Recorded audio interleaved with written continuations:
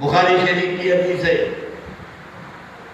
ابو طالب اٹھے، پورا گھر بھرا ہوا ہے، حضرت عباس ہے، حضرت حمزہ ہے، پورا خاندان بھرا ہوا ہے۔ سرکار ابو طالب رضی اللہ تعالیٰ عنہ اٹھے اور اللہ کے نبی کو گود میں لے لیا۔ اس وقت میرے رسول کی عمر شریف 2 سال کی تھی، سبحان اللہ، 2 سال کی عمر شریف تھی۔ حضور کو گود میں لے لیا، لے کے کعبے کے صحن میں آئے اور کعبے کی دیوار سے میرے آقا کی پیٹھ لگائے اور پیٹھ لگا کے اللہ سے عرض کرنے لگے، مولا اس چہرے کا واسطہ دیتا ہوں، بارش نازل فرما۔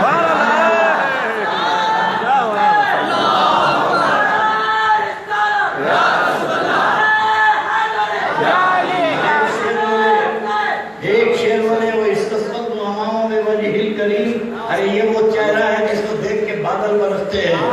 ابھی ابو طالب اپنے بھتیجے کو گود میں نہیں لیے تھے کہ دھواندار بارش شروع ہوئی، پورے تالاب بھر گئے، بولیاں بھر گئے، لوگ سیراب ہو گئے۔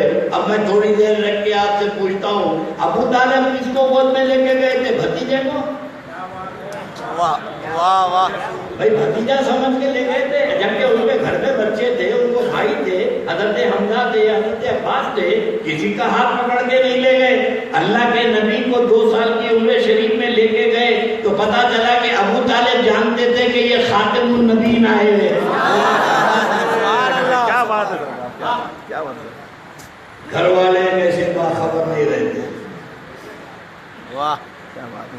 آج بیماری ہو گئی ہے ابو طالب کے سلسلے میں۔ ہمارے حضرت تحقیق کرے کہ حضرت ابو طالب کافر ہے۔ ابھی امام بخاری بھی تو تحقیق کرے، رسول اللہ کے ماں باپ کافر ہیں۔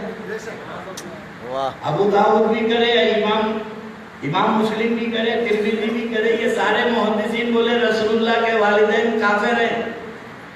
پھر اس کے بعد آپ کے حضرت کو کیا ضرورت پڑی تھی تحقیق کرنے کے لیے؟ پتا چلا کہ امام بخاری کی تحقیق میں آپ نے رسالہ لکھا، وہ کہہ رہے ہیں کافر ہیں اور آپ کہہ رہے ہیں مسلمان ہیں۔ جب رسول اللہ کے ماں باپ کے لیے تم نے قلم اٹھا لیا مسلمان ہے، تو پھر ابو طالب کے لیے کیوں قلم نہیں اٹھایا؟ واہ واہ کیا بات ہے، دشمنی میں سبحان اللہ، کیا بات ہے۔ ابو طالب مسلمان ہے کہ نہیں ہے؟ کیا نکتہ ہے سر؟ یہ تو تمہارے عقیدے میں ہے، اور ہمارے عقیدے میں اگر ابو طالب مسلمان نہیں ہے تو کوئی بھی نہیں ہے۔ تو کوئی بھی نہیں ہے۔ اور وہ کیسے مسلمان ہے میں آپ کو بتاؤں گا، اور صرف اس لیے کہ وہ علی کے والد ہیں۔ دشمنی کی وجہ یہ ہے کہ وہ علی مشکل کشا کے باپ ہیں، اور ساری قوتیں یہ سب کر دیتے ہیں کہ نہیں وہ تو کلمہ نہیں پڑھے تھے، وہ تو مسلمان نہیں ہوئے۔ تو میں آپ کو آگے تحقیق کر کے بتا دوں گا۔ جواب یہ بھوگنے والوں کو چھوڑ رہا ہوں۔ کیا بات ہے سرکار، کیا بات ہے مالک، یہ بھوگنے والے بھوگ جائیں گے، اب میں تو میری باتوں کا جواب دے کے بتائے۔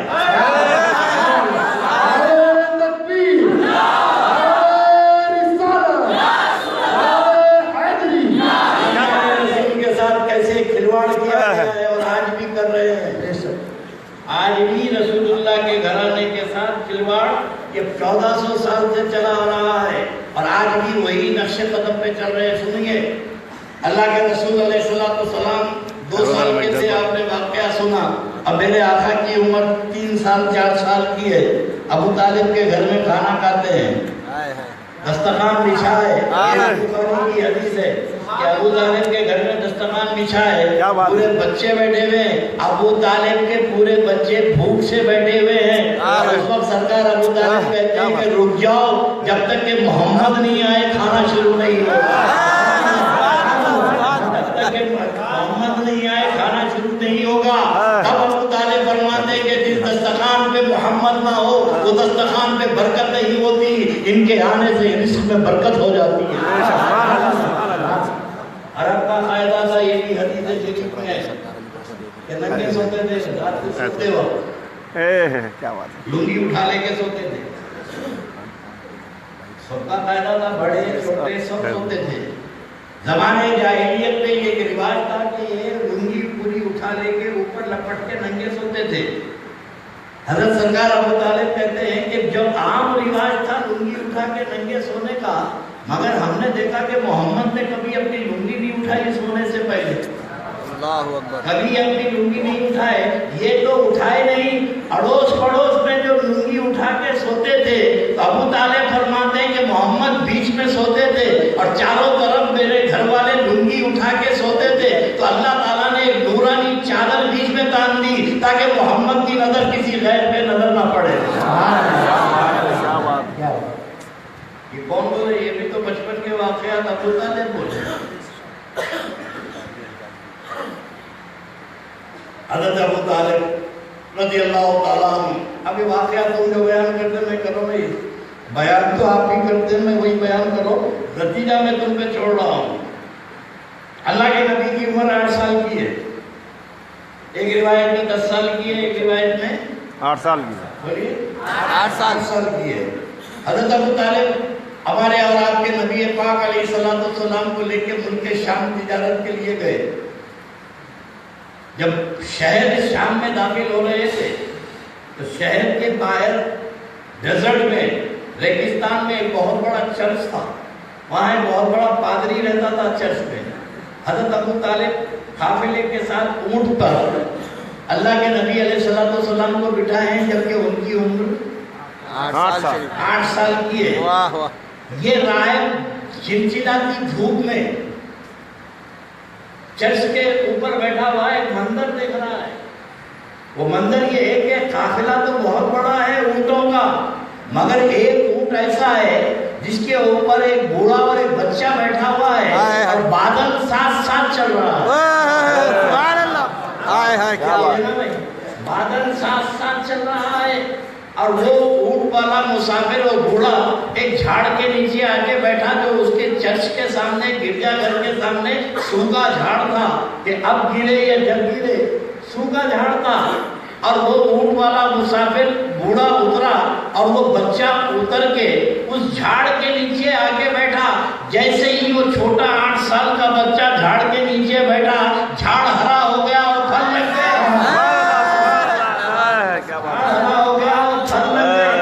یہ دو منظر وہ جو دیکھا کہ بچہ جب اونٹ پہ آ رہا ہے تو سایہ بادل کرتے ہوئے آ رہا ہے اور سوکھے جھاڑ کے نیچے بیٹھا تو بچہ جو ہے جھاڑ ہرا ہو گیا، پھل لگ گئے.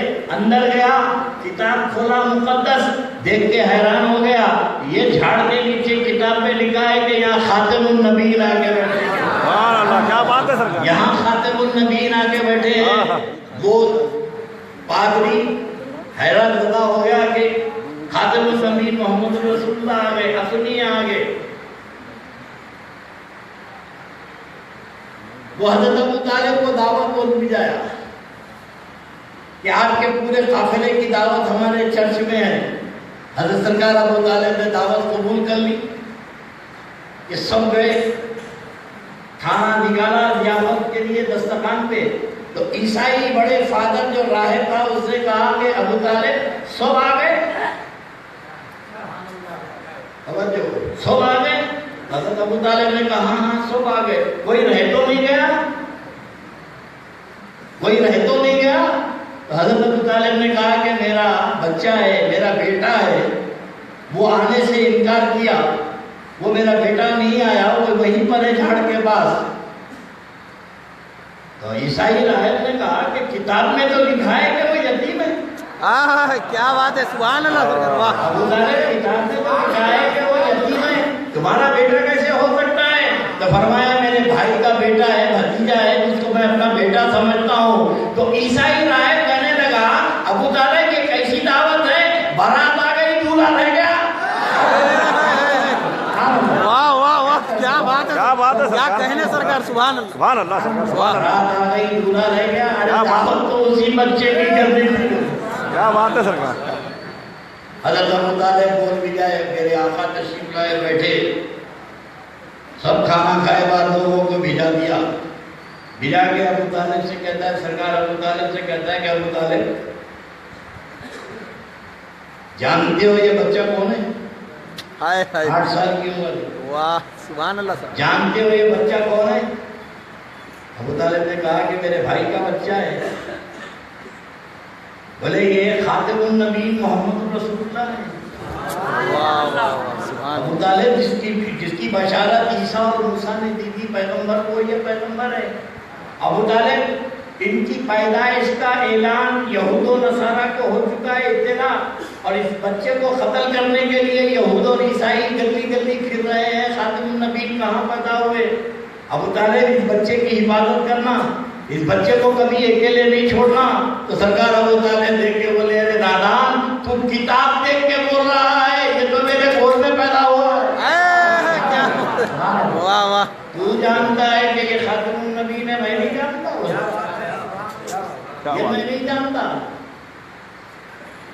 سرکار ابو طالب بچپن سے دیکھے، تاریخ اسلام میں ہے کہ قربانی صحابہ کرام کی مقدس قربانی اپنی جگہ ہے، خدا کی قسم اسلام کی آبیاری کے لیے صحابہ کا خود بہت رہا، اور ان کی قربانی کو آپ نظر انداز نہیں کر سکتے۔ بے شک لیکن گھر والوں کو تو پسے کچھ مت ڈالو، اپنا لٹانا، سب کچھ لٹانا، یہ لٹانا وہ لٹانا، یہ دے دیے وہ دے دیے۔ ارے میرے دوستو، اولاد کو قربان کرنے کا جذبہ ابو طالب نے دیا ہے۔ ابن اسحاق کی روایت ہے، اور یہ ابن اسحاق اس وقت کے محدث ہیں جب امام بخاری کے دادا پردادا لکڑ دادا بھی پیدا نہیں ہوئے تھے۔ سن 55 ہجری کے محدث ہیں یہ۔ امام بخاری کو چھوڑو، ان کے دادا پردادا بھی پیدا نہیں ہوئے تھے، جبکہ حدیث کی کتاب مغازی، وہ ابن اسحاق رضی اللہ تعالیٰ عنہ اپنی مغازی میں لکھتے ہیں کہ شعب ابی طالب میں میرے آقا کو یہ دشمنان رسول، یہ مشرکین ابو سفیان ریزولیشن پاس کرایا، یزید کا دادا، اور میرے آقا کو غار میں قید کروا دیا خاندان کے ساتھ، اور 3 سال تک تمہارے ہمارے نبی قید رہے غار میں، کھجور کے گٹلیاں کھا کے پورے گھر والے، سیدہ فاطمہ، علی مشکل کچا، پورے گھر والوں کا سوشل بائیکاٹ کیا گیا، اور میرے آقا کو قید کر دیا گیا غار میں، جہاں پانی جانا بھی مشکل تھا، جہاں کھانا جانا بھی مشکل تھا، پوری چاروں طرف سے مشرکین نے ناکہ بندہ کی، اور یہ ابو سفیان ان کی کمانڈنگ کرتا تھا، یزید کا دادا، امیر معاویہ کا باپ، کہ پانی تک غار میں نہ جانے پائے، کھانا نہ جانے پائے، ایسی سخت پہرے داری۔ اب گھر میں وہاں واقع ہو رہا ہے غار میں۔ حضرت ابن اسحاق رضی اللہ تعالیٰ عنہ لکھتے ہیں کہ میرے آقا علیہ السلام یہاں سو رہے ہیں غار میں، اور رات کے وقت حضرت ابو طالب اٹھتے ہیں اور اٹھ کے کہتے ہیں کہ اے محمد وہاں سے اٹھو، یہاں لیٹو، وہاں سے اٹھو یہاں لیٹو، علی وہاں لیٹ جاؤ۔ اللہ کے نبی کو ہٹاتے ہیں، کبھی علی کو لٹا دیتے ہیں، کبھی عقیل کو لٹا دیتے ہیں، یہ روزانہ یہی معاملہ ہے۔ کبھی یہاں سے اٹھاتے وہاں لٹاتے ہیں، وہاں سے لٹاتے یہاں لٹاتے، اپنے بچوں کو لٹا دیتے ہیں۔ ایک دن میرے آقا نے پوچھا کہ چچا جان یہ رات کو کیا ہوتا ہے کہ آدھی رات کو آپ اٹھتے ہیں اور اٹھ کے مجھے اٹھا دیتے ہیں، کبھی علی کو سلا دیتے ہیں، کبھی عقیل کو سلا دیتے ہیں۔ تو بوڑھے ابو طالب نے کہا کہ میرے بھتیجے، غار کے سوراخوں سے یہودی مشرکین تمہارے سونے کی جگہ کو دیکھ لیتے ہیں، ایسا نہ ہو کہ تم پہ وہ حملہ کر دے، اس لیے میں تم کو وہاں سے ہٹا دیتا ہوں۔ اگر کوئی نقصان کے ارادے سے آئے تو علی تم پہ قربان ہو جائے، تم کو دھکا نہیں دو۔ کیا بات ہے، کیا بات ہے۔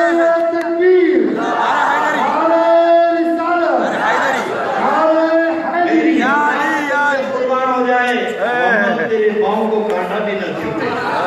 اولاد کو قربان کرنے کا جذبہ سرکار ابو طالب نے سکھایا۔ واہ واہ اسلام کے اتنے بڑے محسن آدم۔ اور ایک بات سن لو، اللہ کی ذات کے بعد اگر نبی نے کسی سے محبت کی تو ابو طالب ہیں۔ وعدہ اللہ شریف کی محبت کے بعد میرے نبی نے کسی سے محبت کی تو وہ ذات ابو طالب ہے، اور ساری کائنات میں کسی سے کوئی محبت کرے ابو طالب تو وہ ذات محمد رسول اللہ۔ کیا بات ہے، کیا کہیں میرے نبی سبحان کی اللہ۔ ذات سے ہٹ کے ان کو کسی سے محبت کی نہیں۔ حضرت ابو طالب کو نہ اولاد سے محبت تھی، نہ خاندان سے محبت تھی، ذات محمد رسول اللہ سے محبت تھی۔ کیوں؟ بھتیجا سمجھ کے نہیں چاہتے تھے، نبی سمجھ کے چاہتے تھے۔ معلوم تھا کہ اس کے گھر میں نبی پیدا ہوا ہے، خاتم النبیین پیدا ہوا ہے۔ اب توجہ، جو قرآن شریف کی آیت پڑھی اس کی میں نے تفسیر باندھی ہے کہ حضرت ابو طالب کو معلوم تھا کہ یہ خاتم النبیین ہے۔ ہجرت کی شب سرکار صدیق اکبر رضی اللہ تعالیٰ عنہ خلیفہ اول میرے آقا کے ساتھ ہجرت کی شب غار سور میں تھے۔ بہت بڑا کارنامہ ہے سرکار صدیق اکبر کا کارنامہ کہ میرے نبی کے ساتھ تھے اور غار سور میں میرے آقا کے ساتھ غار میں چھپے ہوئے تھے، مشرکین تلاش کر رہے تھے، اور اللہ کے نبی علیہ السلام نے، یہ مولانا کی تقریر میں نے بمبئی سنی، اس کا جواب دے رہا ہوں، اس کی بھی جائے گی، کہ اللہ کے رسول علیہ السلام نے اس ہجرت کی شب کا واقعہ بیان کر کے کہا کہ سارے لوگوں کے احسان کا بدلہ میں نے ادا کر دیا، جنہوں نے میرے ساتھ احسان کیا میں نے ان سب کا بدلہ ادا کر دیا، لیکن ابو بکر کا میں احسان کا بدلہ نہیں کر سکا جو ہجرت کی شب میرے ساتھ غار سور میں تھے۔ ابو بکر کا معاملہ اللہ کے سپرد ہے، اللہ کرے گا، اور اللہ نے اسی دنیا میں ان کے احسان کا بدلہ کیا کہ 1,24,000 صحابہ اور ریکگنائز رسول کی وجہ سے ہیں، اور صدیق اکبر کی صحابیت کا اعلان قرآن میں اللہ نے فرما دیا ہے۔ واہ کیا بات ہے، سبحان صدیق اکبر کی صحابیت کا اعلان اللہ نے قرآن میں فرمایا، وَيَقُولُ لِصَاحِبِهِ لَا تَحْزَنْ إِنَّ اللَّهَ مَعَنَا۔ ایک شب، توجہ، واہ ہجرت کی شب، ایک رات صدیق اکبر نے غار میں گزاری تو پروردگار عالم نے ان کی شرف صحابیت کی سند عطا فرمائی۔ اب حدیث شریف سنو، اللہ کے نبی فرماتے ہیں کہ اے علی، اللہ نے دنیا کی پیدائش سے 36,000 سال پہلے ایک نور سے تجھے اور مجھے پیدا کیا، ایک نور سے تجھے اور مجھے پیدا کیا۔ وہ نور دنیا کی پیدائش سے 36,000 سال پہلے پیدا ہوا۔ ایک حصے کا نام محمد ہے اور ایک کا نام علی ہے۔ ایک نور کے دو نام ہیں، ایک کا نام محمد، ایک کا نام علی۔ اور وہ نور سفر کرتا ہوا چلا، آدم سے چلا، آدم سے نوح میں چلا، شیش میں چلا، یہ سارے پیغمبروں سے ہوتا ہوا عبد المطلب کے پاس وہ نور پہنچا تو 7 سال تھا۔ عبد المطلب تک وہ نور 7 تھا۔ عبد المطلب کے بعد یہ نور کے 2 حصے ہوئے، محمد اور علی کے 2 حصے ہوئے۔ ایک ابو طالب کی پیٹھ پہ چلا گیا اور ایک عبداللہ کی پیٹھ پہ چلا گیا۔ دنیا کی پیدائش سے 36,000 سال پہلے جو نور چلا عبد المطلب تک 7 تھا۔ ایک شب ہجرت کی ابو بکر 7 تھے، تو اللہ نے یہ اعزاز عطا کیا ہے، ارے تو دنیا کے 36,000 سال پہلے سے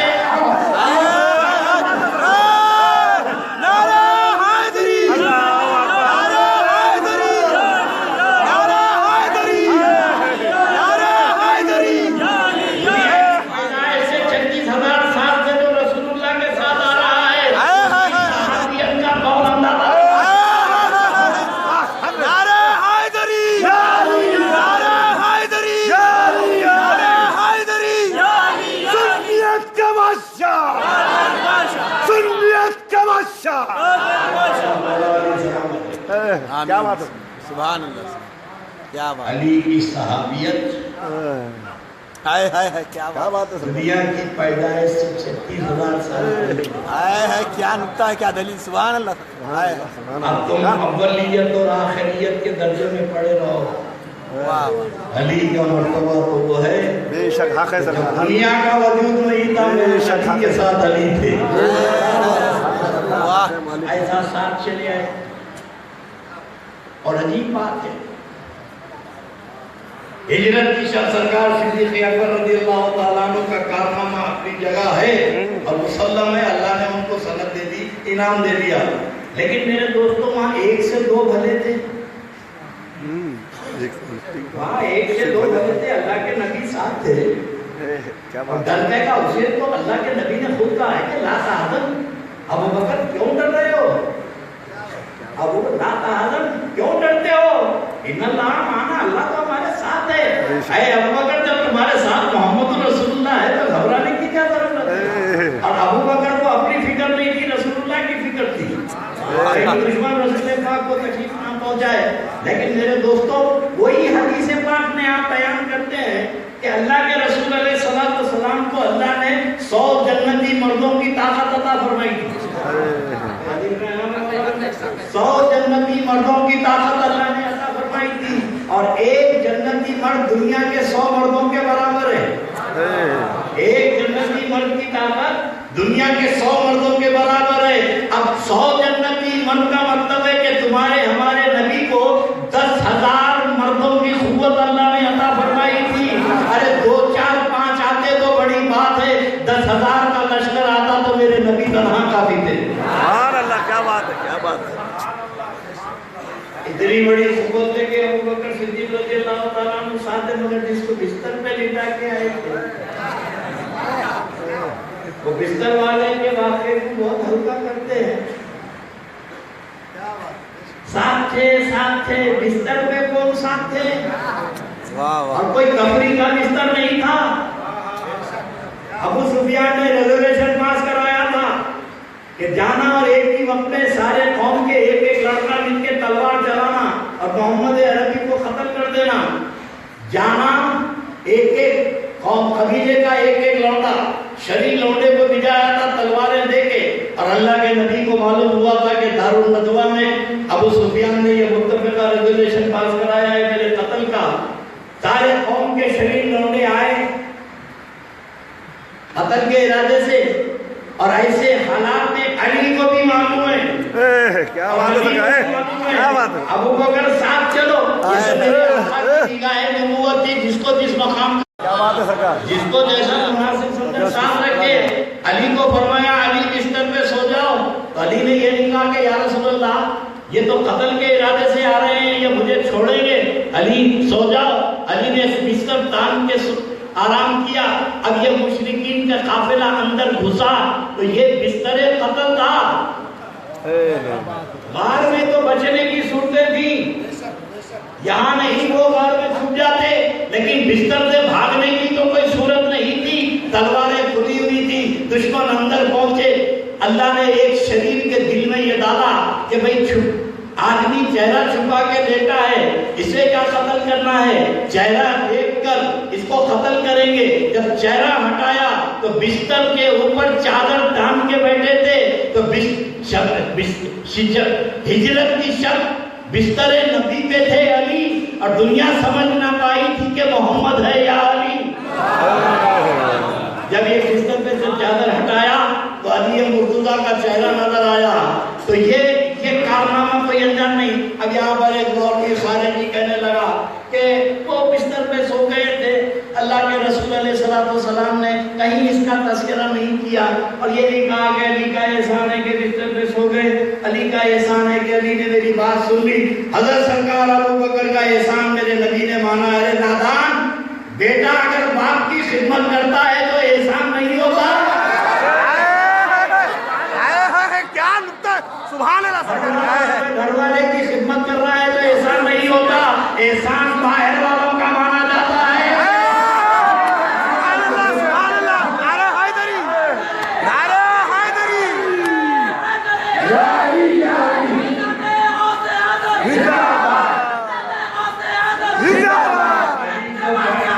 अली को पैदा हुए तो कुर्बान होने के क्या दलील है सरकार, सुभान अल्लाह सरकार, कुर्बान होने के लिए।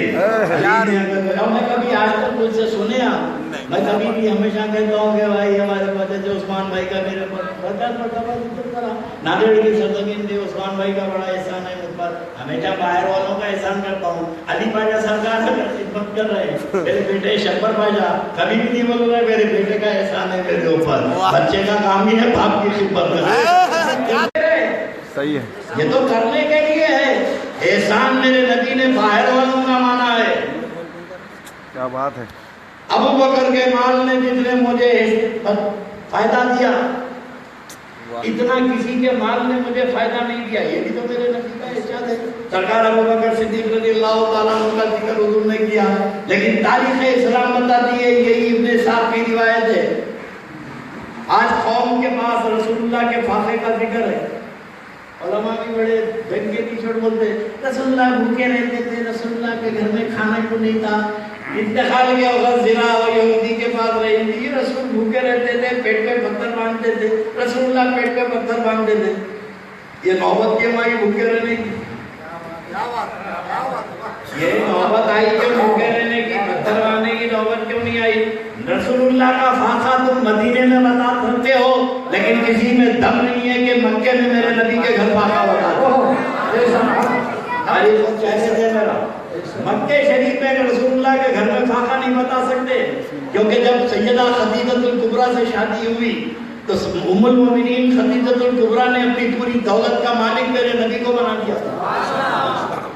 ارے گھر میں فاقہ تو بڑی بات ہے. ابن اسحاق کی روایت ہے مغازی کی کہ اللہ کے رسول ہر سال شعبان کی آدھے شعبان میں غار ہیرا چلے جاتے تھے. اعلان نبوت سے پہلے غار ہیرا چلے جاتے تھے اور غار میں میرے آقا رہتے تھے. تو کبھی 1 مہینہ رہتے تھے, کبھی 1.5 مہینہ رہتے تھے. اور اسی وقت کو وہی نازل ہوئی نا 26-27 رمضان کو, عادت کے مطابق میرے آقا غار ہیرا چلے جاتے تھے. اب اللہ کے نبی کے پاس لوگوں کی امانتیں رہتی تھی. اب حضور تو غار میں ہے, جھگڑا کرے تو فیصلہ کون کرائے؟ حضور تو غار میں ہے. تو یہ لوگ اللہ کے نبی سے ملنے کے لیے غار ہیرا چٹان پہاڑی میں جاتے تھے. تو 1 جاتا, 2 جاتے, 10 جاتے, 50-50, 100 آدمی میرے نبی کے انتظار میں غار ہیرا کے سامنے کھڑے رہتے. تو ام المومنین خدیجہ الکبریٰ وہاں ٹینٹ ڈلواتی اور جتنے میرے نبی سے ملنے کے لیے پہنچے ان کے لیے 3 وقت کھانے کا انتظام کرتی. 3 وقت ان کے کھانے کا. ارے تو نبی کے دروازے پہ پہنچے, وہ کبھی بھوکا نہیں رہا. نبی کے گھر میں فاقہ کیوں ہو گیا؟ نبی کے گھر میں یہ فاقے کی نوبت کیوں آئی؟ اور 2 جملوں میں اور آگے بات بتا دوں. یقیناً میرے آقا بھوکے رہتے تھے. یہ طبیعت کی بات ہے. طبیعت کی بات ہے بھائی. آپ کو کھانے میں مزہ آتا ہے, میرے آقا کو بھوکے رہنے میں مزہ آتا ہے. میرے نبی کو بھوکے رہنے میں مزہ آتا تھا. لیکن بھوکا رہنا اس بات کی دلیل نہیں ہے کہ کچھ بھی کے نہیں ہے, مالک نہیں ہے, کھانے کو نہیں ہے. ایک فاقہ مجبوری کا ہے. ایک فاقہ بڑے آسان زبان میں, ایک فاقہ اشتراکی ہے, ایک فاقہ مجبوری کا ہے اور ایک فاقہ اختیار کا ہے. کیسے؟ رمضان کا روزہ ہے, افطاری خرید کے لائے 200 روپے کی بیوی جو ہے دہی بڑے بنا دیے, دال بنا دیے, سموسے تل لیے, سب سامنے رکھا ہے. شاید روزہ کھولنے کو 10 منٹ دے رہے, مگر سب سامنے رکھا ہے, نہیں کھاتے. سب سامنے رکھا ہے, نہیں کھاتے, گھور لینے بیٹھے ہیں. ارے بھائی آپ کا مال ہے, ارے جی میرا ہی ہے, آپ ہی خرید کے لائے نا, کھاتے کیوں نہیں؟ اذان ہونا, اذان کے بعد کھائیں گے. تو اب یہ جو بھوکے ہیں دن بھر, یہ مجبوری کا ہے, یہ مجبوری ہے, یہ اختیار ہے. مالک ہو کے نہیں کھا رہے, مالک ہو کے نہیں کھا رہے ہیں. ایک مجبور ہو کے نہیں کھاتے ہیں, ایک مالک ہو کے نہیں کھاتے ہیں. تو میرے نبی اگر بھوکے رہتے ہیں تو کائنات کے مالک تھے, بھوکے رہتے تھے. سب کو کھانے میں مزہ آتا تھا, میرے نبی کو بھوکے رہنے میں مزہ آتا. طبیعت کی بات ہے. لیکن اللہ کے رسول علیہ السلام اپنی ام المومنین خدیجہ الکبریٰ, اب مجھے ایک بات بتاؤ, یہ جتنی حدیث کی کتابیں ہیں اللہ کے رسول علیہ السلام کے بارے میں حضرت مقاصد الاسلام میں حضرت عمر اللہ فاروقی رحمۃ اللہ علیہ, جلال الدین سیوطی, بڑے بڑے محدثین نے ایک واقعہ لکھا کہ آدم علیہ السلام جب زمین پہ اترے, ہوا اترے, دونوں کی ملاقات عرفات میں ہوئی. تو آدم علیہ السلام جو ہے اماں ہوا کی طرف ہاتھ آگے بڑھائے, یا چل وہاں کی بولتے ہیں نا بھائی یہ سنیوں کے بعد ایک جب دیکھو سلام پڑھتے رہتے ہیں. کیا نبی سلام علیکہ جمعے کو شروع فجر میں شروع کیا ان کی اماں کا محل ہے کیا ہے عقل کے اندھے ہماری اماں کا محل ہی ہے سلام و سلام کو ماں کا محل ہی ہے بولا. حدیث شریف میں ہے کہ آدم علیہ السلام جب بیوی اماں حوا کی طرف ہاتھ بڑھائے تو جبرائیل نے کہا کہ اے آدم آپ ان کو ہاتھ نہیں لگا سکتے آپ کا نکاح نہیں ہوا جنت میں تھے تو الگ مسئلہ تھا یہاں تو نکاح ہونا پڑے گا. تو جبرائیل علیہ السلام سے میرے حضرت آدم نے کہا کہ جبرائیل نکاح کر دو. بولے مہر دینا پڑے گا حوا کو مہر دینا پڑے گا. حضرت آدم نے کہا کہ جبرائیل میرے پاس کیا ہے جو میں حوا کو مہر دوں. تو بولے خاتم النبی محمد رسول اللہ پہ 3 بار درود و سلام پڑھ لو مہر ہو جائے. کیا نقطہ ہے سبحان اللہ محمد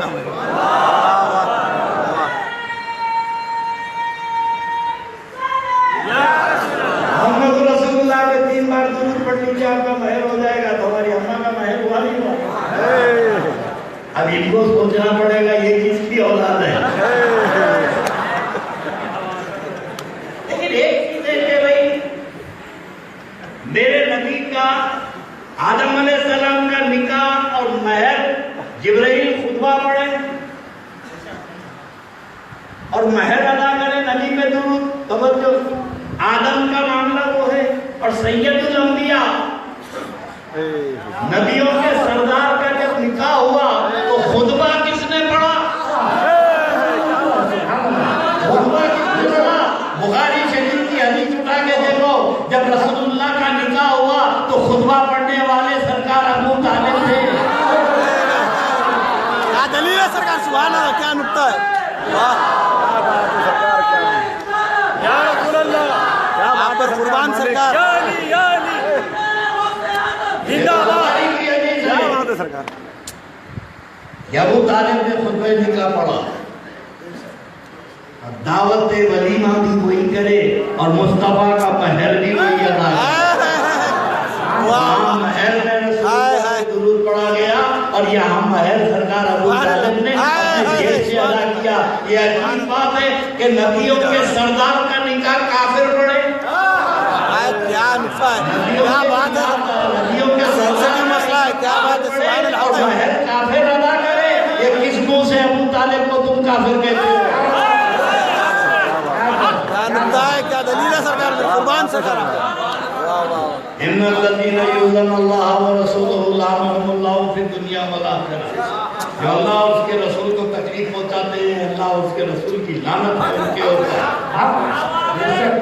آج بیماری ہو گئی ہے ابو طالب کی. اب میں آگے اپنے موضوع کو شروع کرتا ہوں. واہ کیا بات ہے سرکار.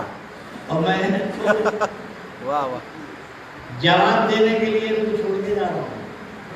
جی سرکار. بھوکنے کی تو عادت ہے نا. کیا بات ہے 2 قسم کے کتے ہیں. ایک وہ ہیں جو مالک کو دیکھ کے دودھ ہلاتے ہیں کیا بات ہے سرکار. اور ایک وہ کتے ہیں جو مالک کو دیکھ کے بھوکتے ہیں. حضرت فاضل بریلوی مولانا احمد اللہ خان رحمۃ اللہ علیہ نے کہا کہ میری قسمت کی قسم کھائیں سگانے پڑتا ہے.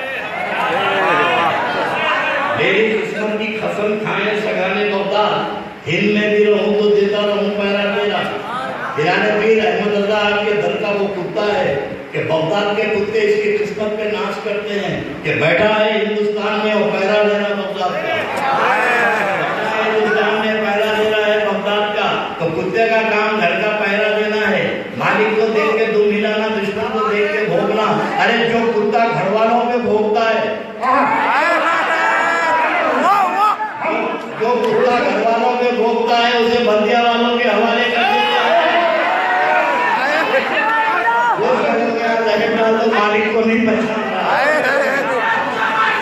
کاظم پاشا سرکار کاظم پاشا سرکار کاظم پاشا زندہ باد زندہ باد. پڑھی اس کا گراؤنڈ میں نے بنایا ہے. اس کا میں نے گراؤنڈ بنایا ہے. کیا بات ام المومنین خدا کی قسم خدیجۃ الکبریٰ محسن اعظم اسلام کی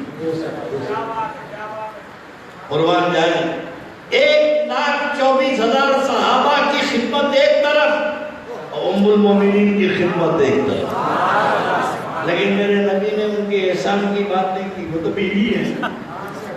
صبح سے شام تک آپ بیوی آپ کے کھانا پکا کے دیتی ہے تو باہر بولتے ہیں میری بیوی کا احسان ہے روٹی پکا رہی، میری بیوی کا احسان ہے سالن دے رہی، میری بیوی کا احسان ہے میرے آنے میں کوئی بھی نہیں بولتے نا۔ اب رسول اللہ کیوں نہیں بولے خدیجۃ الکبریٰ کا؟ وہ کتنی بار بولا ہے؟ کیا بات، سبحان اللہ۔ کتنی بار بولا آپ نے بیوی کا تذکرہ ہوا ہے؟ ارے بیوی کا کام ہی ہے شوہر کی خدمت کرنا، اس میں احسان سے کیا معاملہ ہے؟ لیکن امت کو تو احسان ماننا چاہیے۔ بے شک نبی نہیں بولے تو کیا تو احسان نہیں مانے گا؟ خدا کی قسم وہ ناخلف امتی ہے جو ام المومنین کے احسان کو نہ مانے۔ خدا کی قسم دونوں ہاتھوں سے میرے نبی نے پوری دولت لٹائی ہے خدیجۃ الکبریٰ کی۔ میرے آقا علیہ السلام مکے کی وادی سے چلے آ رہے ہیں، سینکڑوں آدمیوں کا ایک قافلہ دھوپ میں تڑپ رہا ہے، پہننے کو کپڑے نہیں ہیں، پتے باندھ کے پڑے ہوئے ہیں، آسمان پہ سایہ نہیں ہے، بھوک و پیاس سے ہڈیاں نکل گئی۔ میرے آقا نے ان کو دیکھا اور سامنے آ کے گھر میں خاموش بیٹھ گئے۔ خدیجۃ الکبریٰ نے پوچھا اے ابو القاسم کیا بات ہے، آپ کی طبیعت کو ناساز ہے؟ کہنے لگے خدیجہ فلاں وادی سے آ رہا ہوں، خدا کی مخلوق بے سر و سامانی کے عالم میں پڑی ہوئی ہے، جن کو کھانے کو کھانا نہیں ہے، سر پہ شامیانہ نہیں ہے، پہننے کو کپڑا نہیں ہے، کاش میرے پاس کچھ ہوتا تو میں ان کی کچھ خدمت کرتا، مگر کیا کروں میرے پاس کچھ پیسہ نہیں ہے جو میں ان کی مدد کروں۔ یہ کہہ کے میرے آقا پھر خاموش ہو گئے، اسی فکر میں بیٹھ گئے۔ تھوڑی دیر کے بعد ام المومنین خدیجۃ الکبریٰ علیہ السلام اٹھی، ایک بڑا بکس اٹھا کے لائی اور لا کے رکھ کے اس کھول کے اس میں سے اشرفیاں نکالی، اشرفیاں نکال کے بولی اے ابو قاسم ادھر دیکھیے، اے محمد عربی ادھر دیکھیے۔ میرے آقا علیہ السلام نے آنکھ اٹھا کے دیکھا تو اشرفیوں کی تھیلی بکس کے اوپر جمانے لگی، ایسا دیوار کھڑا کرنے لگی اشرفیوں کی، تو وہ اشرفیوں کی تھیلی رکھتے جاتی ہیں، میرے نبی مسکراتے جاتے ہیں۔ اشرفیوں کی دیوار کھڑی جا رہی ہے، میرے نبی مسکراتے جا رہے ہیں۔ ایک بار ایسا ہوا کہ اتنی اونچی دیوار اشرفیوں کی ام المومنین نے بنا دی کہ اب کہہ رہی کہ اے محمد ادھر دیکھیے، تو میرے آقا بے اختیار مسکرا کے بولے خدیجہ تم تو دکھ نہیں رہی ہو، بیچ میں اشرفیوں کی دیوار اٹھاتی ہو، میں کیسے تم کو دیکھوں گا؟ اتنی زور سے میرے نبی نے مسکرایا کہ مسکراہٹ کی آواز جب ام المومنین نے سنی تو پوری اشرفیوں کی دیوار اٹھا گرا دی اور گرا کے کہنے لگی کہ اے محمد تمہاری ایک مسکراہٹ پر میری ساری دولت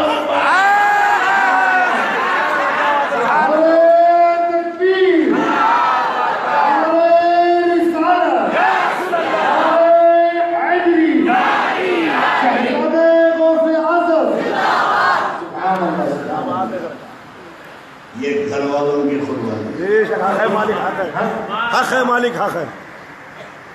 یہ نہیں کریں گے ذکر، بے شک اندر ہوگا تو نکلے گا نا۔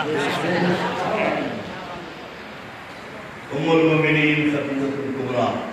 اب یہ بات ایران کے لئے حضرت ابو طالب رضی اللہ تعالیٰ عنہ کو معلوم ہو چکا تھا کہ یہ خاتم النبیین ہے۔ جی سرکار، سبحان اللہ۔ یہ گھر میں پیدا ہوئے ہیں، ان کے تو گود میں پیدا ہوئے۔ اللہ کے نبی کو معلوم ہو گیا کہ محمد رسول اللہ پیدا ہوئے، ابو طالب کو بھی معلوم تھا، عبد المطلب کو بھی معلوم تھا، بے شک حق ہے۔ اور سیدہ آمینہ کو بھی معلوم تھا کہ کون آگے ہیں۔ تو حدیث شریف حدیث میلاد میں ہے کہ ام المومنین حضرت سیدہ آمینہ کو جب درد ہونے لگے تو درد کی تکلیف، جو درد کا احساس ہوا، اچانک سامنے سے تجلیات ہٹ گئے، پردے ہٹ گئے، تو سیدہ آمینہ نے دیکھا کہ آسمانوں سے فرشتے اترے اور کعبۃ اللہ شریف میں جھنڈے گاڑ رہے، جبرائیل، میکائیل، اسرافیل، میرے نبی کی ولادت سے پہلے سیدہ آمینہ نے ساری کائنات کو دیکھ لیا اور فرشتوں کو دیکھ لیا. کیا بات ہے سیدہ آمینہ کو نہیں معلوم تھا کہ کون پیدا ہو رہا ہے, بے شک حق ہے سرکار. ماں کو نہیں معلوم ہے کہ کون پیدا ہو رہا ہے. اس بچے کی پیدائش پہ تجلیات ربانی کا مشاہدہ ہوتا ہے, تو اس بچے کی پیدائش پہ پورے انکشافات ہوتے ہیں. یہ تو حضرت عباس کہتے ہیں, صفیہ بنت عبد المطلب بھی کہتی ہیں کہ صفیہ بنت عبد المطلب کہتی ہیں حضور کی پھوپھی حضرت عبد المطلب کی صاحبزادی ٹھنڈا پانی گرم کر کے لے کے جا رہی ہیں حضور کو نہلانے کے لیے. بچہ پیدا ہو رہا ہے تو بچے کو نہلانے کے لیے لے جا رہی ہے. اب حالات بتا رہا ہوں کہ گھر والوں کو کیسے معلوم تھا؟ واہ کیا بات ہے. کیا بات ہے. یہ غلط ہے کہ گھر والے لائٹ تھے, پہلے گھر والوں کو معلوم ہوا کہ کون پیدا ہو رہا ہے. صفیہ بنت عبد المطلب پانی لے کے جا رہی ہیں گرم. بچے کو پیدا ہونے کے بعد ہلایا جاتا ہے. جیسے ہی پانی لے کے کمرے میں داخل ہو رہی ہیں آسمان سے آواز آئی, اے صفیہ کہاں جا رہی ہو؟ کیا بات ہے اے صفیہ کہاں جا رہی ہو؟ تو آواز کی طرف دیکھ کے بولی کہ رب العالمین محمد کی بیوی آمینہ کو بچہ پیدا ہو رہا ہے, اسے نہلانے کے لیے لے جا رہی ہوں پانی. تو بولے اے صفیہ یہ اور بچے کی طرح بچہ نہیں ہے, یہ حوض کوثر سے نہا کے آ رہا ہے.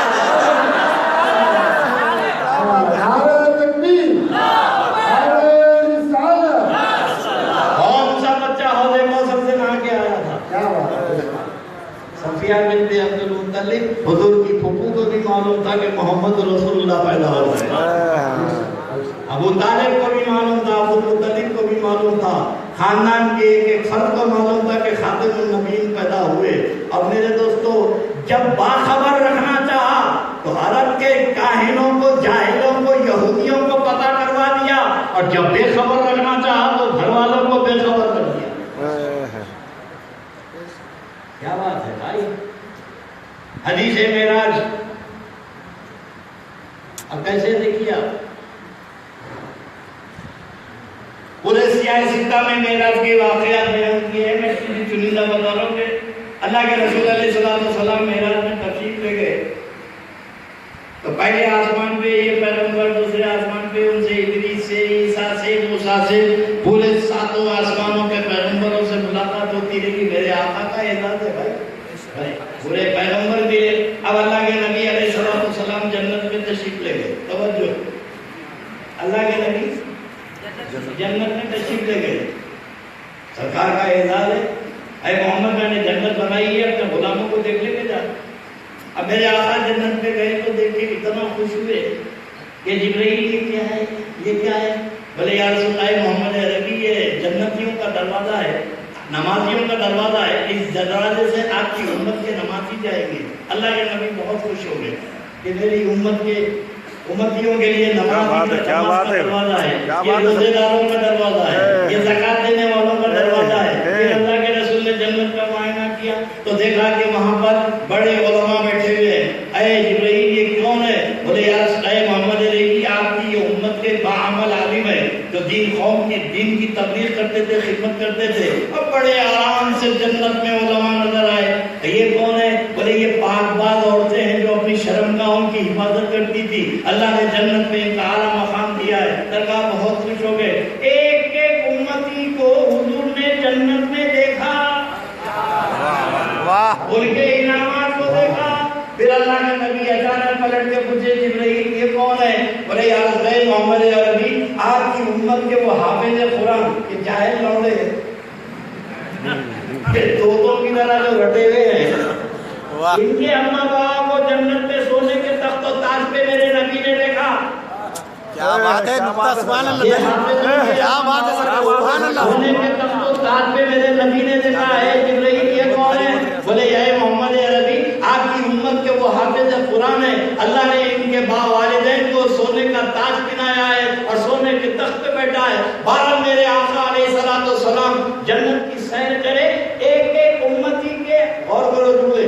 سبحان اللہ, کیا بات ہے. ایک ایک امتی کے حالات کو دیکھا, اللہ کے انعامات حضور کی امت پہ ہوئے دیکھا.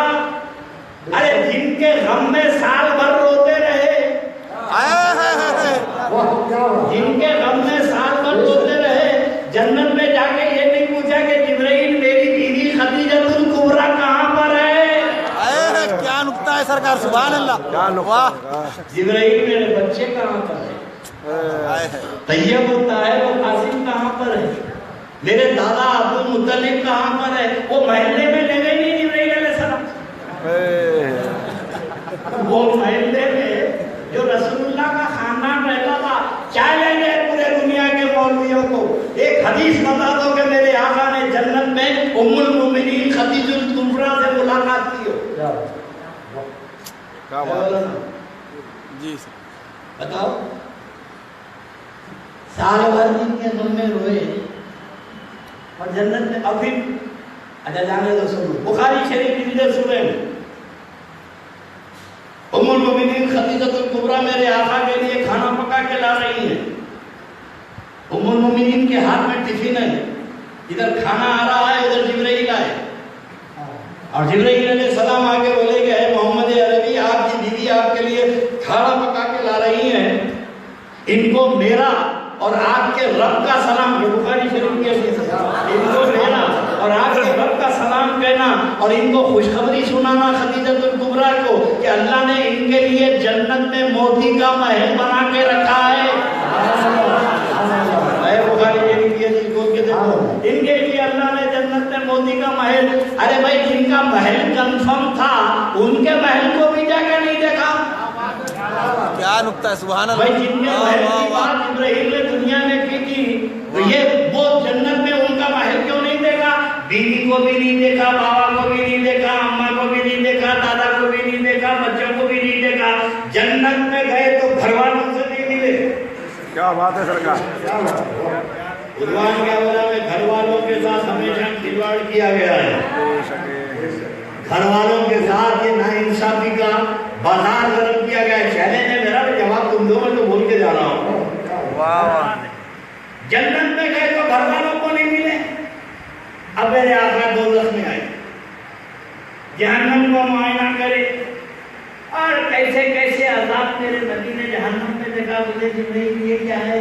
बोले या रसूलल्लाह मोहम्मद अरबी, ये आपकी उम्मत के सूदखोर हैं जो ब्याज खाते हैं। अल्लाह ने इनके पेटों को आग से भर दिया है। हुजूर को बड़ा अफसोस हुआ उम्मत के हाल पे। जिब्राइल ये कौन है? बोले ये आपकी उम्मत के बेअमल आलिम हैं। अल्लाह इनकी ज़बान को खैंचियों से काट रहा है। जहन्नम में वो अज़ाब, ये अज़ाब, वो अज़ाब। अरे पूरे जहन्नम के अज़ाब को मेरे नबी ने देखा, दिल मुतासिर हुआ। अचानक चचा में नजर पड़ी अबू तालिब पे। वाह वाह वाह। अचानक अबू तालिब पे नजर पड़ी जहन्नम में। अब बुखारी शरीफ की हदीस कहती है कि अबू तालिब को जहन्नम में इतना अज़ाब दिया जा रहा था कि तांबे का खौल, तांबे का एक कब्बा पिना दिया गया और उसकी हिद्दत और गर्मी से वो भेजा नाक में से अबू तालिब के बह रहा था। इतनी तकलीफ में अबू तालिब थे। मेरे आका देखे अपने चचा का ये अज़ाब, हुजूर को बड़ी तकलीफ हुई। अब मेरे आका ने, बुखारी की हदीस है, मेरे रसूल ने हाथ उठाया, अबू तालिब का रट्टा पकड़ा, अब उठा दिया जहन्नम में अज़ाब पे। कितना? टखने तक। बुखारी कहते हैं टखने तक। कहाँ तक? टखने तक। टखने तक अज़ाब निकाल दी। ये बुखारी शरीफ की हदीस है। मैं इन मौलवियों से पूछता हूँ कि अल्लाह के रसूल अलैहिस्सलातु वस्सलाम ने हज़रत अबू तालिब का रट्टा पकड़ा, उठा के जो है टखने तक अज़ाब कर दिया। कहीं हदीस में मुझे बता दो कि मेरे नबी ने जिब्राइल से कहा हो कि अल्लाह से इजाजत ले लो, मेरे चचा की तकलीफ मुझे बर्दाश्त नहीं हो रही है, मैं इनका अज़ाब करना चाहता हूँ। कोई तुरंत खां कोई हदीस नहीं बयान कर सकता कि मेरे नबी ने कहा हो कि इजाजत ले लिया अल्लाह से, मैं अज़ाब कम करूँ। फिर मेरे नबी ने हाथ जो उठा पकड़ के उठा दिया। तो मौलवी मुहद्दिसीन कहते हैं यहाँ हमारे रसूल का इख्तियार मालूम होता है, हमारे नबी का इख्तियार है कि हुजूर ने अज़ाब कम कर दिया। भला इतना तो मान लिया कि मेरे नबी का इख्तियार यहाँ कम है। मेरे रसूल का इख्तियार है कि चचा का अज़ाब कम कर दिया। अरे नादान, जब मेरे नबी का इख्तियार तू मानता है तो टखने तक मेरे नबी ने अज़ाब कम कर दिया, हाथ पकड़ के लाके जन्नत में दाखिल कर दे तो पूछने वाला कौन था? वाह वाह वाह वाह। या रसूल अल्लाह जिंदाबाद। जब नहीं मिलाना चाहे तो जन्नत में भी नहीं मिला। वाह वाह जब नहीं दिखाना चाहे तो जन्नत में बच्चों को नहीं दिखाए, और जब दिखाना चाहे तो जहन्नम में चीचा को दिखा दी। खानदान रसूल के साथ हमें शादियां होती रही। और ये आज का नया जमाना नहीं है जो कर रहे हैं। अब पहले कौन थे, आखिर कौन थे? मैंने बताया ना कि अली तो कब से साथ थे? बेशक कब से साथ थे? 36,000 साल दुनिया के 36,000 साल पहले पैदा होने से, दुनिया बनने से 36,000 साल पहले एक नूर के दो नाम थे, एक मोहम्मद और एक अली। वहां से ये दोनों नूर चलते रहे, दोनों नूर का सफर होता रहा। तो अली का साथ दुनिया की पैदाइश से 36,000 साल पहले नबी के साथ है। अब वो नूर दोनों मिलके जो साथ थे, तो वो नूर को मालूम नहीं था कि ये कौन है।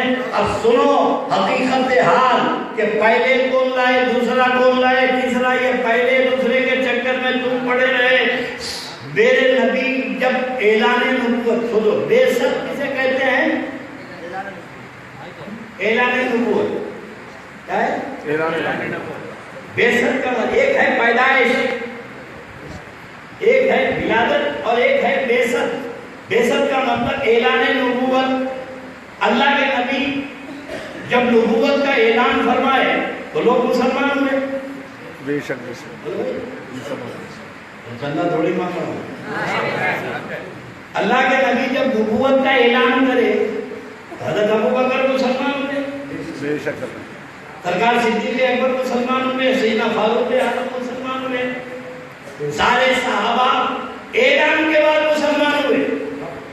तवज्जो जो बोलना चाह रहा हूँ, जी सर जी सर सब ऐलान के बाद मुसलमान हुए, सही है सर।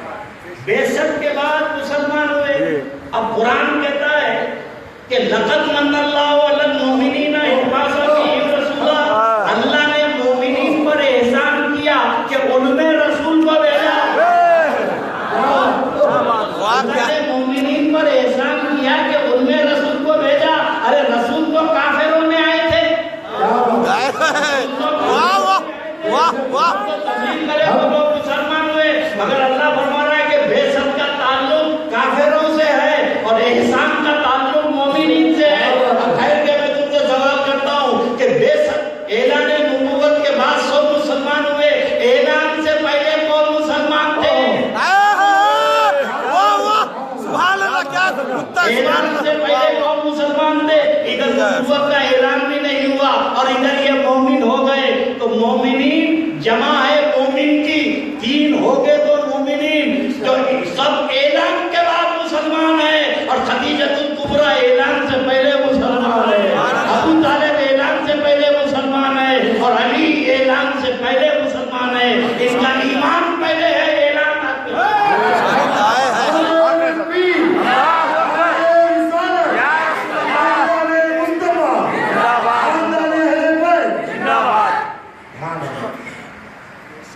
इनकी अजमतों का अंदाजा लगा सकते हैं। कुर्बान जाए अली शेर खुदा की शादी हो रही है सैयदा फातिमा से। कितने शादियां हुई, कहाँ शादियां हुई? जब मौला मुश्किल कुशा की शादी भी अब तो ख्वाहिशमंद तो सब थे, हर एक की ख्वाहिश थी रसूलुल्लाह के दामाद बने, मगर हुजूर खामोश थे। जब लोगों का इसरार बढ़ा तो फरमाया कि फातिमा की शादी उसी से होगी जिससे रब रिश्ता लगाएगा, जिससे रब्बुल आलमीन रिश्ता लगाएगा, उसी से शादी होगी। तुम अपनी औलाद का रिश्ता लगाओ, फातिमा का रिश्ता तो रब्बुल आलमीन लगा रहा है। सैयदा फातिमा का रिश्ता अल्लाह लगा रहा है। और एक वक्त आके उन्होंने फरमाया अली को बुलाओ, इसका आक़द जन्नत में हो चुका है। इसका अभी ये महफिल में नहीं हुआ, सुभान अल्लाह फरिश्तों की महफिल में हुआ और खुतबा अल्लाह ने खुद पढ़ दिया। सैयदा का जब निकाह हुआ तो खुतबा भी हुआ होगा। अब सैयदा फातिमा का जब निकाह हो गया, अब कुरान पाक की आयत नाज़िल हुई। जब सैयदा की शादी हुई सैयदा फातिमा से, अब कुरान पाक की आयत नाज़िल हुई। अब उलमा झटके खा लो, उल्टे हो जाओ, मगर ये कुछ क्या कर सकते हैं। अल्लाह फरमाता है कि जब सैयदा मालिकी की शादी मौला मुश्किल कुशा से हुई तो कुरान की आयत नाज़िल हुई, मरजल बहरैन यल्तक़ियान, मरजल बहरैन यल्तक़ियान, दो समंदरों का मिलाप हो रहा है।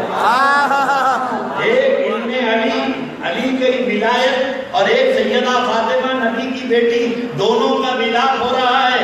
مرج البحرین یلتقیان، یہ دو سمندروں کا ملاپ ہو رہا ہے. اب جو دو سمندر ملے تو کیا ہوا؟ وَيَخْرُجُ مِنْهُمُ اللُّؤْلُؤُ وَالْمَرْجَانُ، ان کے بیچ میں سے لولو اور مرجان نکلیں گے. تو جنت میں امام حسن کا نام لولو ہے اور امام حسین کا نام مرجان ہے.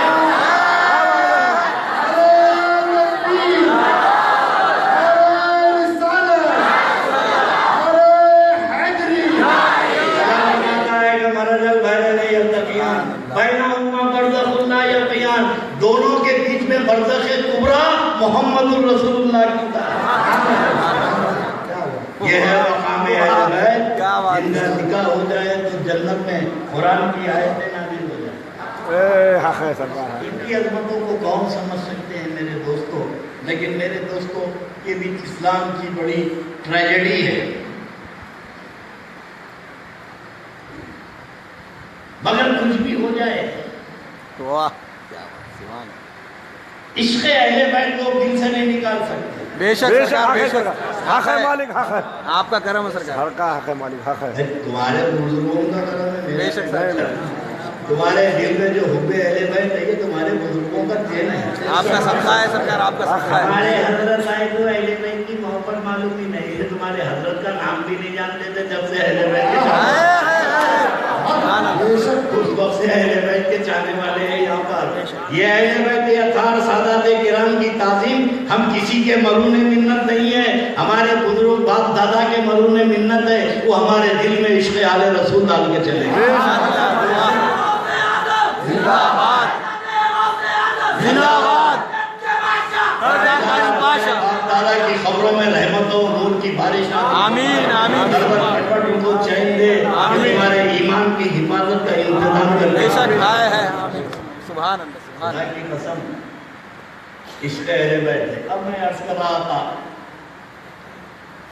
کہ گھر والوں کے ساتھ ہمیشہ ناانصافی ہوئی ہے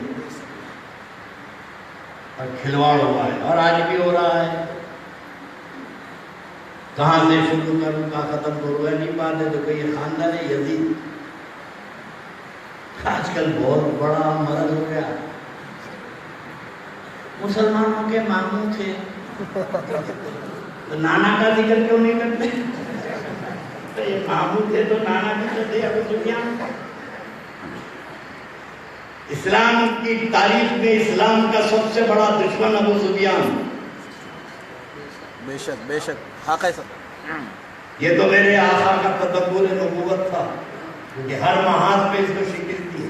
بے شک حق ہے سرکار، توجہ حق ہے سرکار. تاریخ کے تھوڑے سے پنے الٹتا ہوں. ہے سبحان اللہ. بالکل سرکار حق ہے. کیا بات. 19 سال تک اس نے کوشش کی اسلام کو مٹانے کی. کتنے سال؟ 19 سال. پورے جزیرت العرب میں اسلام پھیل گیا. پڑوس میں اس کے گھر تک اسلام نہیں گیا. 22 سال تک ابو سفیان نے اسلام مٹانے کی کوشش کی اور جتنی سازشیں ابو سفیان نے کی اور اس سازش کا منہ توڑ جواب میرے نبی نے دیا. اب میرے رسول کے علاوہ کوئی جواب دے بھی نہیں سکتا تھا. بڑے روبو دبدبے کا آدمی تھا بھائی. اچھا آگے بیٹھ جاتا تھا. حق ہے سرکار، حق. اس کے بس میں کوئی آ سکتے تھے؟ کوئی مقابلے کا پورے جزیرۃ العرب میں کوئی نہیں تھا ابو سفیان کے مقابلے کا. ایسا مکر و فریب کا بادشاہ کون سی چوڑی کہاں بٹھانا اور کیسے سازشیں کرنا یہ جانتا تھا. اب میرے نبی کا تدبر دیکھو. جان جائے انہیں گھسا میرے آقا نے وہاں اس کی ٹانگیں توڑ دی. پہلے اسلام کے خلاف اس نے بغاوت کی، سازشیں کرنے لگی تو سرکار میرے نبی علیہ السلام نے اس کی قوم کے سب سے بڑے رئیس صرف دولت مند نہیں تھے، مکے میں جن کا روب و دبدبہ ابو سفیان کے پاس چلتا تھا وہ گھرانہ تھا سرکار عثمان غنی کا، حضرت عثمان بن عفان کا. اسی کی قوم کے، اسی کی برادری کے تھے. وہ اسلام کے خلاف سازش کر رہا ہے تو اسی کی قوم کے سب سے بڑے آدمی کو لے کر آئے. مسلمان بھی کرے، اپنے رنگ میں بھی رہے اور اپنی بیٹی بھی دے دیے. وہاں حضور نے اس کو شکست دی. چاروں خانے چیت ہو گیا، کمر ٹوٹ گئی. سب سے رئیس کو لے کے چلے گئے، یہ ہماری تو کمر ہی توڑ دیے. اب اس کے بعد پھر اس نے سازشیں تیز کی. تو پہلے تو اس کی برادری کے آدمی کو لے کے آئے. جب انہیں اپنی سازشیں تیز کرا تو اللہ کے نبی نے اسی کی بیٹی سے نکاح کر لیا. یہ ادھر گھس رہا ہے, ادھر اپنی تدبر سے جا رہے ہیں. بیٹی سے نکاح کر لیا, ام المومنین ام حبیبہ رضی اللہ تعالیٰ عنہ. اور صرف بیٹی سے نکاح نہیں کیا, اپنا گرویدہ اور عاشق بنا لیا. اور ایسی جانثار بیوی جب نبی سے نکاح ہو گئی, ام المومنین بن گئی, تو ایک بار ابو سفیان اپنی بیٹی سے ملنے گھر آیا, ام حبیبہ کے گھر. یہ تو حدیث میں ہے, قرآن محدثین میں لکھا ہے. یہ حضور سے ملنے, حضور کی اپنی بیٹی سے ملنے گھر آیا. تو بابا کو جب اس نے انہوں نے دیکھا ام المومنین نے کہ باپ آ رہا ہے, گھر میں آ گیا, تو ام المومنین ایک چٹائی بچھانے لگی باپ کے لیے. تو یہ چٹائی کی طرف جانے کے بجائے بستر نبوت پہ بیٹھنے جا رہا تھا. وہاں رسول اللہ کا بستر رکھا ہوا تھا, اس پہ بیٹھنے کے لیے. جیسے یہ بیٹھنے کے قریب ہوا, اس کا رٹا پکڑ کے ڈھک لی, ہاتھ پکڑ کے ڈھک لی, اور ڈھکل کے کہنے لگی ارے اللہ کے دشمن, وہاں کہاں بیٹھتا ہے, وہ رسول اللہ کا بستر ہے, وہ رسول اللہ کا بستر ہے, اور تم جیسا ناپاک کو بستر پہ بیٹھے گا. تو غصے سے کہنے لگا حبیبہ میں تیرا باپ ہوں. کہنے لگی جو ان کا ہو جاتا ہے وہ کسی کا نہیں رہتا.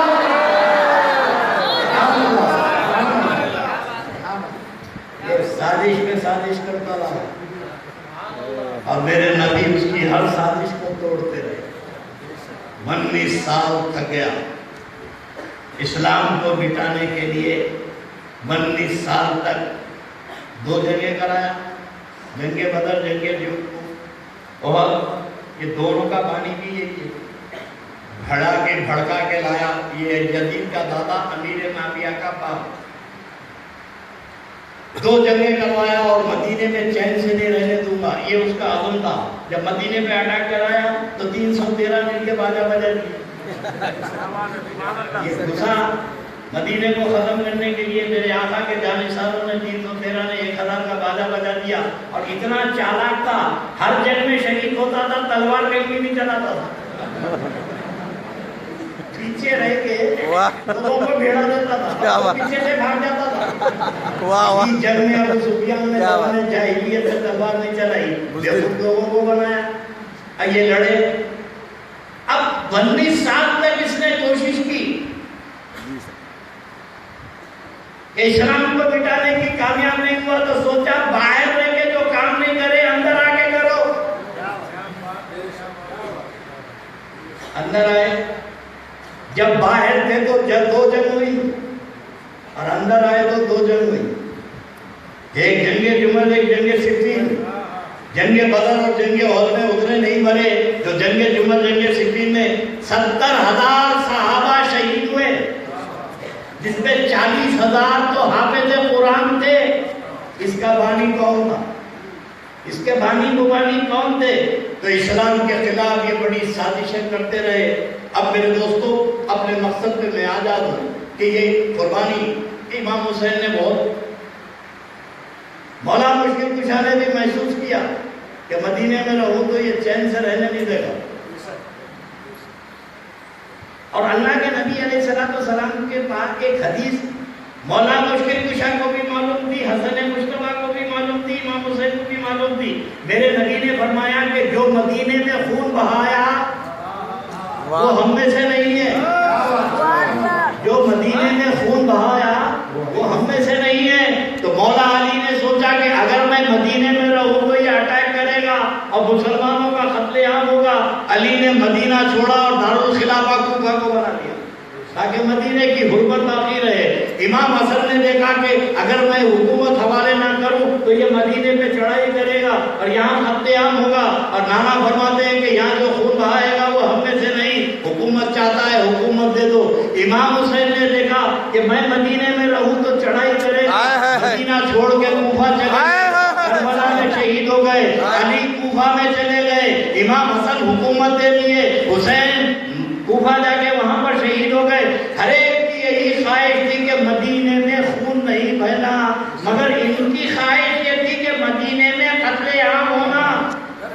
बात है रब्बा। یہ اپنے ارادے سے جو دادا کی خواہش تھی مدینے میں قتل عام ہونا، اہل بیت اطہار نے موقع نہیں دیا، تو کربلا کے واقعے کے بعد یزید نے مدینے پہ چڑھائی کی، یزید نے مدینے پہ فوج کشی کی، اور 8 دن تک میرے رسول کی مسجد میں ادا نہیں ہوئی، اور یزیدیوں نے گھوڑے مارا، اور 40,000 ناجائز بچے وہ سال پیدا ہوئے۔ یزید نے اعلان کر دیا تھا کہ آج تک تم پر سب حلال ہے، جو چاہے کرو۔ جو دادا کی آرزو تھی مدینے کو تباہ کرنے کی، وہ پوترے نے کی، اللہ اکبر، وہ آرزو پوترے نے کی، مدینے کو برباد کیا، مدینے میں حرام کاریاں عام ہو گئی، مسجد نبوی میں گھوڑے باندھے گئے۔ یہ تاریخ اسلام کی بدترین کہانی ہے میرے دوستو۔ نبی کے نواسے کا جنازہ امام حسن کا جب مدینہ شریف میں اندر مسجد نبوی میں لایا جا رہا تھا، یہی امیر معاویہ کا گورنر مروان تیروں کی بارش کروا دیا، اور نبی کے نواسے کا جنازہ مسجد نبوی میں آنے نہیں دیا، تو باہر لے جا کے نماز جنازہ پڑھے۔ نانا کی مسجد میں نواسے کا جنازہ نہیں ہونے دیا، یہ مروان جو امیر معاویہ کا گورنر تھا۔ کیسی کیسی بربریت نبی کے خاندان کے ساتھ ان لوگوں نے کی ہے، اور میرے دوستوں سلسلہ ختم نہیں ہوا، خاندان رسول کے ساتھ بربادی کا یہ قصہ ختم نہیں ہوا۔ اور عجیب بات سوچو، واقعہ کربلا کب کا ہے؟ 61 ہجری، کب کا؟ بولیے 61۔ اور دور کن کا ہے؟ صحابہ کا۔ اور کربلا میں جو نبی کے نواسے کو قتل کرنے آئے تھے وہ کس کے بیٹے تھے؟ صحابہ کے۔ کیا بات ہے بھئی، آپ بتاتے ہیں کہ سب سے بڑا درجہ صحابہ کا، اس کے بعد سب سے بڑا درجہ تابعین کا۔ وہ تابعین تو نبی کے نواسے کے قاتل ہیں، وہ تابعین تو نبی کے نواسے۔ اور کتنا بدترین دور ہے، سوچو میرے دوستوں، کہ امام حسین ان سے کہہ رہے ہیں صحابہ کے بیٹوں سے کہ لوگوں پہچانوں میں تمہارے نبی کا نواسا ہوں، پہچانوں میں تمہارے نبی کا نواسا ہوں۔ ارے کوئی زمانہ 1400 سال کا نہیں ہوا تھا، 1200 سال کا، 300 سال کا، صرف 60 ہجری کا، 60 سال کا زمانہ تھا۔ 60 سال کے بعد نبی کے نواسے کو نہیں پہچان سکے تو 1400 سال کے بعد آل رسول کو نہ پہچانے تو کون ہے؟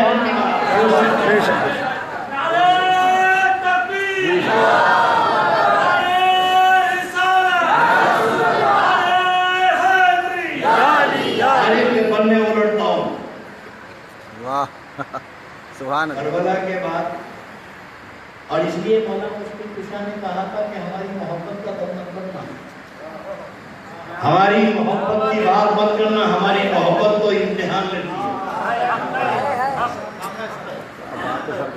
بھئی علماء بیٹھے ہیں نا، ان کو امتحان شروع ہو گیا، کیوں بیٹھے کہ آدم بیٹھے نہیں، ہم پتے لگتے آگے تو بیٹھ گئے بھائی، اب دھوتے بیٹھے تو کیا بات، سبحان اللہ، واہ واہ واہ، اتنا دم ہے تو ساتھ میں آنا، سب کچھ قربان کرنے کا جذبہ ہو تو ساتھ آنا۔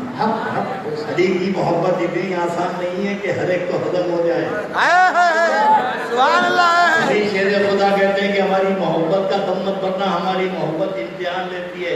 ارے تو تم ٹھنڈی چھاؤں میں سن رہے ہو یا ذکر علی پنکھے میں سن رہے ہو، امتحان دینے والوں نے تو امتحان دے دیا۔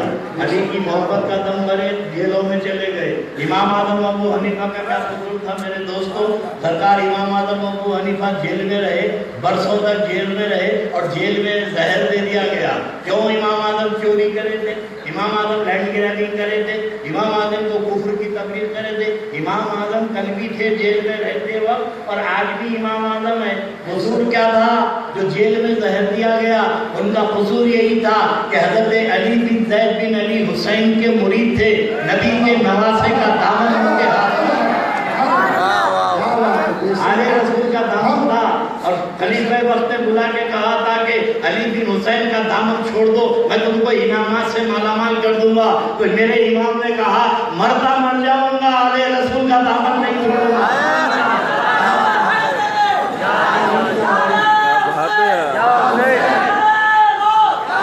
عظمت سعادت، عظمت سعادت، زندہ باد۔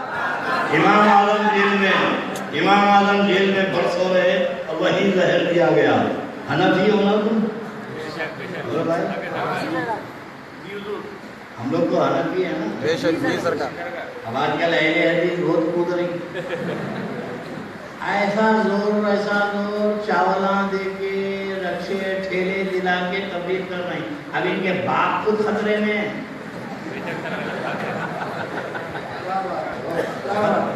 खतरे में है। अब उन्होंने जब देंगे तो इन्हों बनाएंगे मस्जिद। अब जो मस्जिद का ढांचा खड़ा ना खाली खड़ा रहेगा, प्लास्टर नहीं होता, तो इनके बाप पैसा देना छोड़ दिए। याद रखना, जो दौलत के बलबूते पे तबलीग होती है वो मजहब मिट जाता है। तुम रियाल के ऊपर तबलीग करते हो, हम मदीने वाले की हाल पर तबलीग करते हैं। सुभान अल्लाह। तुम बिके डॉलर पे, हम बिके मदीने के ताजदार पे। इनका तो जनाजा खुद नहीं बन रहा है हदीस का। वो परेशान थे हमारे, कई लोग कहते थे अरे हदीस का बहुत बोलबाला है, अब वो छुपा लेते फिरेंगे। वैसा ही बन हो गया ना इंशाल्लाह। क्या बात है। अब तबलीग कहाँ से करते? बेटा चावला बांट रहे थे, मिठली ओढ़ा भी नहीं बांट सकते। हर बातिल फिरका जो दौलत के बलबूते पे तबलीग करता है। अब आजकल लोगों को बहुत आसानी दे दी है। जी सर। 3 तलाक दे दिया, उनके पास चले गए। अरे इधर क्या क्या हुआ भाई, 3 तलाक गया तो मुफ्ती साहब बोले तलाक हो गया। अरे नहीं, इधर 1 तलाक। हमारे पास आसानी है, एक बैठक में 3 बोले तो 1। आपने बोला इनकी दाढ़ी तो इतनी है, उसकी तो इतनी है। आसानी तो मिली ना भाई। क्या अब हदीस की फतवे पे बोला नहीं, बहुत बड़े मौलाना है। हाँ, दोनों बोले 3, एक बैठक में 3 एक ही है। एक सुन्नी क्या कर रहा है, अहले हदीस की होटल में गया, 3 समोसे मंगाया। क्या दलील है सरकार? सरकार कुर्बान जाओ सरकार आप पर। सुभान अल्लाह। क्या बात है सरकार, सुभान अल्लाह। 3 समोसे मंगाया, काउंटर पे जाके एक के पैसे दिया। एक के पैसे दिया तो अहले हदीस बोला 3 मंगाए ना, एक के कई पूछे